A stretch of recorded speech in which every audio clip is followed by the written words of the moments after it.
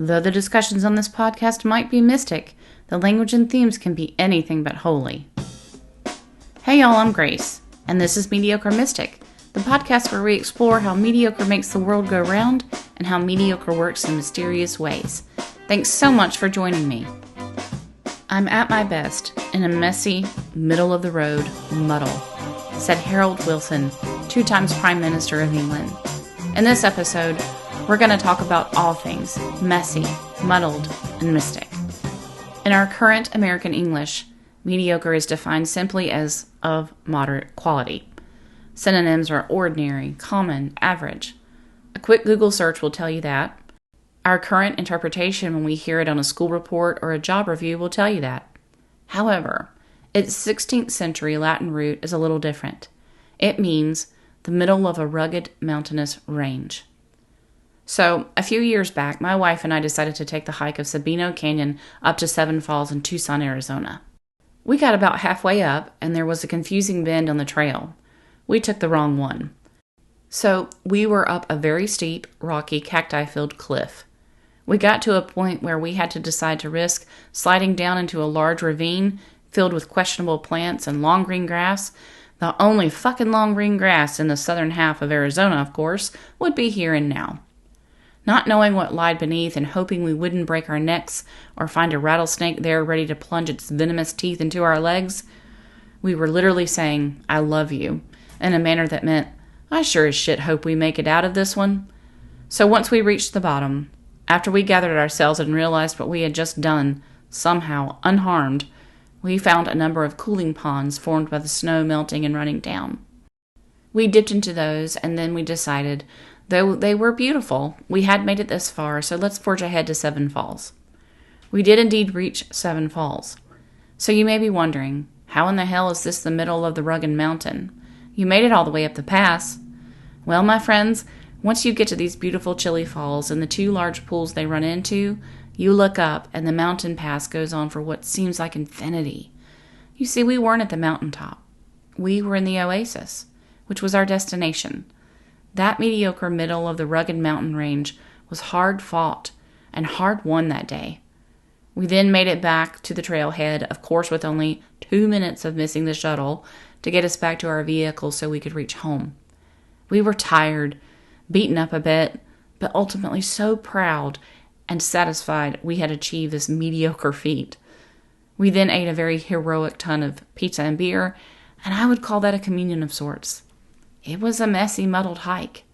In that, somehow, I managed to find myself at my best.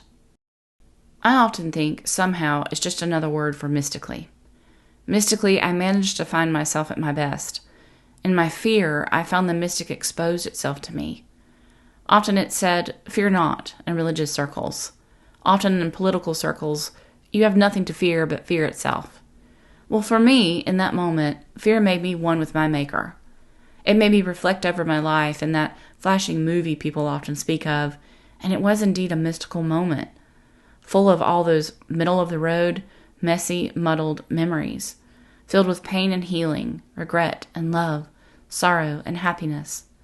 Ultimately, in the midst of this heart-pumping, adrenaline-filled moment, I was filled with a mystical peace. We simply set out to take a mediocre hike and ended up solving that day's mystery of getting lost and finding our way out. Like most folks, I don't often find time for a retreat, and when I do, it's amazing. But day to day, how do we find the mystical in the mundane of life? We can't all be engineers who figure out how to make t-shirts from plastic bottles, but we can all recycle our plastic bottles. We can purchase those recycled goods to make consumerism more conscientious. And what would we do without the sanitation workers who make that happen on a large scale in recycling centers? That act makes the world change as we join in one by one. Hey, that's mediocrity, folks. I'm on a bit of a mission to try to take away the stigma of that word and embrace the truth that mediocre is what makes the world go round.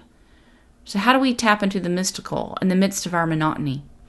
While your kid or your boss is screaming, your laundry and your dishes are piling up, you're so tired and striving to make ends meet. In the midst of everyday life, how do those of us with a longing for soul, but not so much the luxury of environment, find the divine daily? Hell, what even is the divine? In the simplest form, mystic can be defined as becoming one with God. However, you define that. Some synonyms are absolute or consciousness. Let's do what we did with mediocre and consider the Latin root from the 17th century. It means to initiate or to close the eyes or lips. I love this. We can do that on the John, y'all. We can initiate a connection, opening our hearts to speak as we close our eyes. We can initiate a connection, viewing nature out of the window and closing our lips to open our ears and listen. And there are countless other ways. 15th century monk Brother Lawrence called this practicing the presence of God. He often did this while he was washing dishes for his fellow monks. There are so many ways to practice the presence of whatever you connect to as God, or perhaps simply on your own because you don't connect to an idea of God. Maybe by yourself, just with the world around you. Often one thing that works in one season doesn't work in another season. Just as most plants flourish in a certain season and lay fallow in others. So we're going to unashamedly cherry pick as many practices as we can with some amazing guests and find out what works best for you and me. I'm so looking forward to our journey together as we mindfully pick those cherries that work for us in this casserole community. Now that you've heard from me, I want to hear from you. Call or text me at 980-355-9665. Email me at mediocremysticpod@gmail.com. Visit mediocremystic.com and check out the show notes for links to social media and references from this episode. Until next time, stay tuned for the messy moment of mystic in the midst of the muddled mundane.